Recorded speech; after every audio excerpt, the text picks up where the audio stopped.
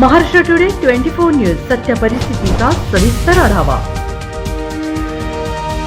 नमस्कार, स्वागत आहे आपले महाराष्ट्र टुडे न्यूज या मराठी वृत्तवाहिनीवर। पाहूया महाराष्ट्रातील काही निवडक घडामोडी। प्रियकराने केला प्रेयसीच्या बहिणीवर पुण्यात गोळीबार, बोलणे बंद केल्याने प्रियकराचा संतापनावर। पुणे शहरात गोळीबाराच्या घटना वारंवार घडत असून आता शहराच्या मध्यभागात एकाने थेट तरुणीवर गोळीबार केल्याची धक्कादायक घटना घडली।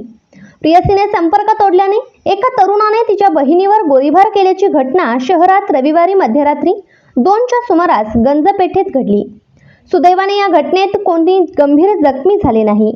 खडक पोलिसांनी या प्रकरणी तरुणाला ताब्यात घेतले आहे। या प्रकरणी खडक पोलिसांनी ऋषी बागुल आणि त्याच्या साथीदारांविरुद्ध गुन्हा दाखल केला आहे। याबाबत एका 18 वर्षीय तरुणीने खडक पोलीस ठाण्यात फिर्याद दिली आहे। तक्रारदार तरुणी एका महाविद्यालयात शिक्षण घेते। त्यांचा पत्रावळी आणि ड्रोन तयार करण्याचा व्यवसाय आहे। तिची मोठी बहीण घटस्फोटीत आहे। आरोपी ऋषी बागुलचे तिच्याशी प्रेमसंबंध आहेत। कुटुंबियांना देखील याबाबतची माहिती आहे। काही दिवसांपूर्वी त्यांच्यात किरकोळ कारणावरून वाद झाले होते। वाद झाल्यानंतर बहिणीने आरोपी ऋषीशी संपर्क तोडला, त्यामुळे तो तिच्यावर चिडला होता। ऋषी त्यांच्या मित्रासोबत प्रेयसीला भेटण्यासाठी मध्यरात्री 2च्या सुमारास गंजपेठेत आला। त्याने घराचा दरवाजा जोरात वाजवून प्रेयसीला भेटायला बोलवले। ती घरी नव्हती। तक्रारदार तरुणी आणि तिच्या मावस बहिणीने याबाबतची माहिती ऋषीला दिली। त्यानंतर त्याने आरडाओरडा केली।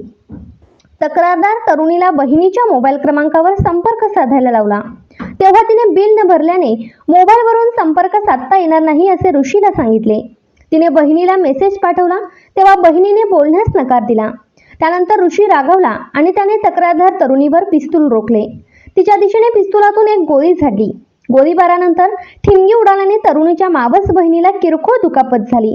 या गोळीबारात प्रेयसीही किरकोळ जखमी झाली आहे। या घटनेनंतर खडक पोलीस ठाण्यात ऋषी बागुल आणि त्याच्या साथीदारांविरोधात तक्रार दाखल करण्यात आली आहे। पोलीस या प्रकरणी अधिक तपास करत आहेत। महाराष्ट्र टुडे मराठीसाठी ब्युरो रिपोर्ट अमोल पाटील, पुणे।